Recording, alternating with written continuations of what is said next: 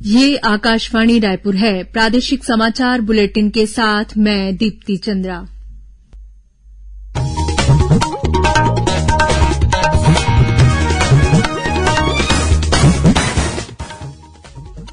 और अब पेश हैं आज के मुख्य समाचार।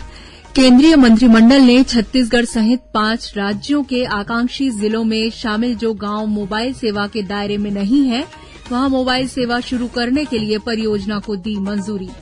अब तक राज्य के 84% लोगों को लगा कोरोना का पहला टीका, वहीं 42% लोगों ने दोनों खुराक लिए। बीजापुर जिले से 7 दिन पहले अगवा किए गए सब इंजीनियर को माओवादियों ने आज किया रिहा। और अगले 24 घंटों के दौरान प्रदेश के 1-2 स्थानों पर हल्की वर्षा होने या गरज चमक के साथ छींटे पड़ने की संभावना।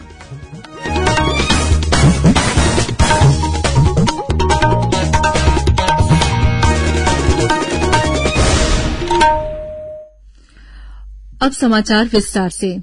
केंद्रीय मंत्रिमंडल ने छत्तीसगढ़ सहित 5 राज्यों के आकांक्षी जिलों के जो गांव मोबाइल सेवा के दायरे में नहीं हैं, उन गांवों में मोबाइल सेवा के प्रावधान के लिए एक परियोजना को मंजूरी दी है। प्रधानमंत्री नरेंद्र मोदी की अध्यक्षता में मंत्रिमंडल समिति ने 5 राज्यों छत्तीसगढ़, आंध्रप्रदेश, झारखंड, महाराष्ट्र और ओडिशा के आकांक्षी जिलों में शामिल जो गांव मोबाइल सेवा के दायरे में नहीं हैं, वहां के लिए वित्त पोषण सार्वभौमिक सेवा दायित्व निधि यूएसओएफ को मंजूरी दी है। इस परियोजना के तहत इन राज्यों के 44 आकांक्षी जिलों के 7,277 गांव जो मोबाइल सेवा के दायरे में नहीं है, उन गांवों में 4G मोबाइल सेवाएं देने की परिकल्पना की गई है, जिसकी अनुमानित लागत 6,466 करोड़ रुपए है। इस धनराशि में 5 वर्षों का परिचालन व्यय भी शामिल है। इस परियोजना के समझौते पर हस्ताक्षर हो जाने के बाद 18 महीने के भीतर यानी वर्ष 2023 में नवंबर महीने तक इसे पूरा कर लिया जाएगा। प्रदेश में कोविड टीकाकरण का अभियान जोर शोर से जारी है। अब तक राज्य के 84% लोगों को कोरोना का पहला टीका लग चुका है, वहीं 42% लोगों को दोनों टीके लगाए जा चुके हैं। कोरोना से बचाव के लिए प्रदेश में पिछले 5 दिनों में 7,30,000 से अधिक टीके लगाए जा चुके हैं। त्योहारों के दौरान भी रोजाना औसत 1,46,046 टीके लगाए गए। प्रदेश में अब तक 2,48,21,000 से अधिक कोविड टीके लगाए जा चुके हैं।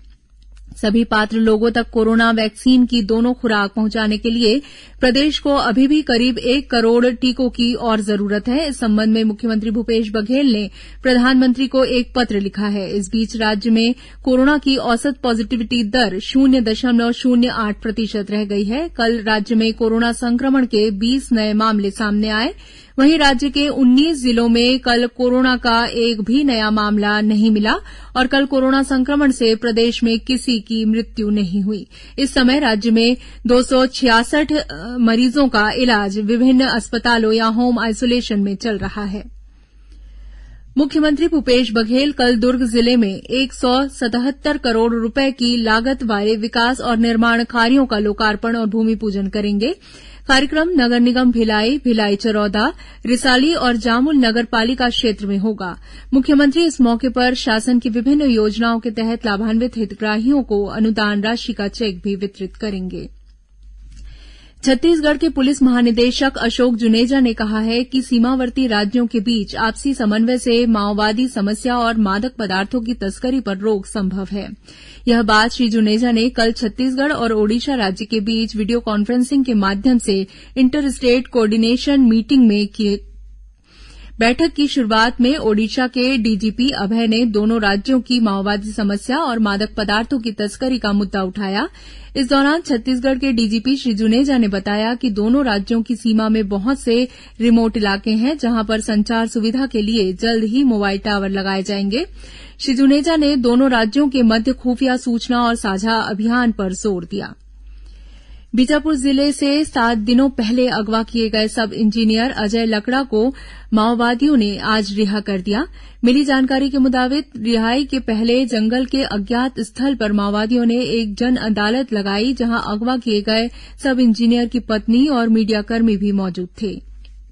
गौरतलब है कि बीते 11 नवंबर को जिले के गोरान मनकेल्ली मार्ग से माओवादियों ने सड़क निर्माण कार्य में लगे सब इंजीनियर सहित 2 कर्मियों को अगवा कर लिया था। इनमें से एक कर्मचारी को अगवा करने के एक दिन बाद रिहा कर दिया गया। इसके बाद से सब इंजीनियर की पत्नी अपने पति की रिहाई के लिए माओवादियों से अपील कर रही थी। इस बीच बीजापुर जिले में मिले एक माओवादी के शव की शिनाख्त कर ली गई है। यह माओवादी दंडकारण्य जोनल समिति का सदस्य था और इसके खिलाफ हत्या और कई गंभीर वारदातों में शामिल रहने का आरोप है। यह माओवादी महाराष्ट्र और छत्तीसगढ़ के सीमावर्ती इलाकों में सक्रिय था। इस पर पुलिस ने 25 लाख रुपए का इनाम घोषित किया था। प्रादेशिक समाचार आप आकाशवाणी रायपुर से सुन रहे हैं। छत्तीसगढ़ की खबरों से है आपका वास्ता और खबरों की विश्वसनीयता से है हमारा वास्ता।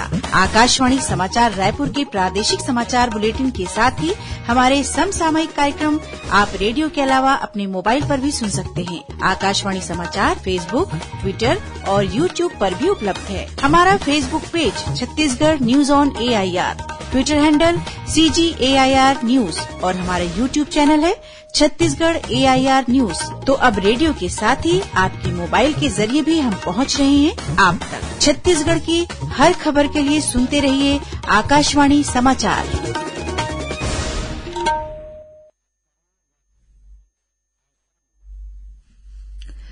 और अब आगे बढ़ते हैं बाकी के समाचारों की ओर। नवीन जिला मनेन्द्रगढ़ चिरमिरी भरतपुर के गठन की प्रक्रिया शुरू हो गई है। इस संबंध में बीते 11 नवंबर को राजपत्र में सूचना प्रकाशित कर दी गई है। इसके अनुसार नए जिले के संबंध में सूचना के प्रकाशन के दिनांक से 60 दिनों के भीतर प्रस्ताव पर आपत्तियां और सुझाव दिए जा सकते हैं। ये आपत्तियां नया रायपुर स्थित मंत्रालय में भेजे जा सकते हैं। राजपत्र में प्रकाशित सूचना की अधिसूची के अनुसार सरगुजा संभाग के कोरिया जिले की सीमाओं को परिवर्तित कर नया जिला मनेन्द्रगढ़ चिरमिरी भरतपुर का सृजन करना तथा उसकी सीमाओं को परिभाषित करना प्रस्तावित किया गया है। दूसरी ओर कोरिया जिले के विभाजन का भारतीय जनता पार्टी और गोंडवाना गणतंत्र पार्टी जैसे कुछ राजनीतिक दल विरोध कर रहे हैं। इन पार्टियों की ओर से विभाजन के विरोध में बैकुंठपुर और शिवपुर चर्चा नगरीय निकाय चुनावों का बहिष्कार करने का निर्णय लिया गया है। इस संबंध में कोरिया बचाव मंच ने न्यायालय जाने का फैसला भी लिया है। गौरतलब है कि कोरिया जिले खंडगवा ब्लॉक को प्रस्तावित नए जिले मनेन्द्रगढ़ चिरमिरी भरतपुर में शामिल किया गया है। राजपत्र में अधिसूचना प्रकाशित होने के बाद से ही कोरिया बचाव मंच द्वारा आंदोलन किया जा रहा है और इस संबंध में राज्यपाल को भी ज्ञापन सौंपा जा चुका है। इन दिनों प्रदेश के उत्तरी इलाके में जंगली हाथियों का दल उत्पात मचा रहा है। रायगढ़ जिले के धरमजयगढ़ वन क्षेत्र में 40 से अधिक हाथी मौजूद हैं। अलग अलग झुंड में ये हाथी छाल और बोरो रेंज के 6 से अधिक गांव में डेरा डाले हुए हैं। बीते 1-2 दिनों के भीतर इन हाथियों ने 20 से अधिक किसानों की फसलों को नुकसान पहुंचाया है। स्थानीय ग्रामीण दहशत में हैं और रत जगा करने को मजबूर हैं। इसी तरह कबीरधाम जिले के आदिवासी बैगा बाहुल्य बोड़ला विकासखंड के अंतिम गांव बांधी के पास भी हाथियों के झुंड के मौजूद होने के समाचार मिले हैं। इसके बाद वन विभाग ने यहां अलर्ट जारी कर दिया है। वन विभाग की ओर से हाथियों से बचाव के लिए एडवाइजरी जारी कर दी गई है और जिला मुख्यालय में कंट्रोल रूम स्थापित किया गया है। आमजनों से अपील की गई है कि जंगली हाथियों से कम 200 मीटर की दूरी बनाकर रखें और उनके साथ फोटो या सेल्फी लेने की कोशिश न करें। केंद्रीय इस्पात मंत्री RCP सिंह ने भिलाई स्थित steel authority of India SAIL के अधिकारियों और कर्मचारियों के लिए तीसरे पे रिवीजन को लागू करने की मंजूरी दे दी है। इसके बाद से सेल अधिकारियों और कर्मचारियों को वर्ष 2017 से लंबित एरियर्स की राशि का भुगतान करना शुरू कर दिया गया है। इससे BSP के कर्मचारी काफी खुश हैं। राष्ट्रीय स्वयंसेवक संघ बिलासपुर और रायपुर शाखा के स्वयंसेवकों द्वारा बीते 1 माह से घोष का सतत से अभ्यास किया जा रहा है। इसमें से चिन्हित घोष वादकों का घोष प्रदर्शन कार्यक्रम परसों 19 नवंबर को मुंगेली स्थित मधकू द्वीप में होगा। इस कार्यक्रम में सरसंघचालक डॉ मोहन भागवत उपस्थित रहेंगे। घोष प्रदर्शन कार्यक्रम 19 नवंबर को दोपहर 3 बजे से शुरू होगा। केंद्र सरकार के इलेक्ट्रॉनिक्स और सूचना प्रौद्योगिकी मंत्रालय द्वारा आर्टिफिशियल इंटेलिजेंस पर आयोजित स्पर्धा में छत्तीसगढ़ के विद्यार्थियों द्वारा बनाए गए 2 प्रोजेक्ट का चयन हुआ है। इसमें से पहला प्रोजेक्ट महासमुंद जिले के शासकीय कुलदीप निगम उच्चतर माध्यमिक विद्यालय नर्रा की छात्रा परमेश्वरी यादव का है और दूसरा प्रोजेक्ट इसी विद्यालय के छात्र वैभव देवांगन और धीरज यादव का है। इन प्रोजेक्टों से फसलों की बीमारी और खरपतवार की पहचान तथा इसे खत्म करने में मदद मिलेगी। 21वीं राज्य स्तरीय शालेय क्रीड़ा स्पर्धा में सरगुजा जोन ने उत्कृष्ट प्रदर्शन करते हुए ओवरऑल चैंपियनशिप का खिताब जीत लिया है। अंबिकापुर में आयोजित इस स्पर्धा के समापन समारोह में नगरीय प्रशासन मंत्री डॉ शिवकुमार डहरिया और खाद्य मंत्री अमरजीत भगत ने विजेता टीमों और प्रतिभागियों को पुरस्कृत किया। स्पर्धा में उत्कृष्ट अनुशासन के लिए रायपुर संभाग को पुरस्कृत किया। और अब पेश है मौसम का हाल। एक निम्न दाब का क्षेत्र पश्चिम मध्य बंगाल की खाड़ी और दक्षिण पश्चिम बंगाल की खाड़ी पर बना हुआ है। इसके साथ ऊपरी हवा का चक्रीय चक्रवाती घेरा भी सक्रिय है। इसके असर से प्रदेश में बंगाल की खाड़ी से बड़ी मात्रा में नमी आ रही है।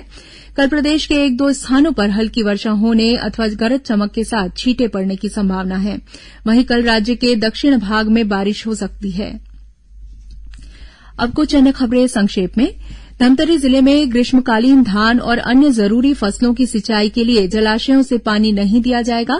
जिला जल उपयोगिता समिति के सचिव ने बताया कि जिले के चारों जलाशयों में पर्याप्त पानी नहीं होने की वजह से सिंचाई के लिए पानी नहीं देने का निर्णय लिया गया है।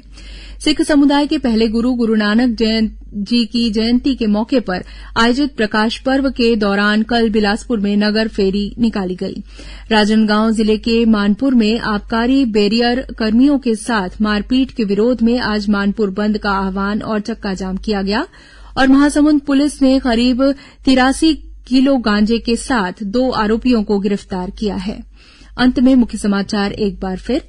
केंद्रीय मंत्रिमंडल ने छत्तीसगढ़ सहित 5 राज्यों के आकांक्षी जिलों में शामिल जो गांव मोबाइल सेवा के दायरे में नहीं है वहां मोबाइल सेवा शुरू करने के लिए परियोजना को दी मंजूरी।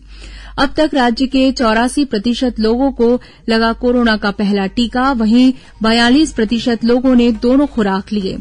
बीजापुर जिले से 7 दिन पहले अगवा किए गए सब इंजीनियर को माओवादियों ने आज किया रिहा। और अगले 24 घंटों के दौरान प्रदेश के 1-2 स्थानों पर हल्की वर्षा होने आज गरज चमक के साथ छींटे पड़ने की संभावना। इसी के साथ प्रादेशिक समाचार बुलेटिन समाप्त हुआ। नमस्कार।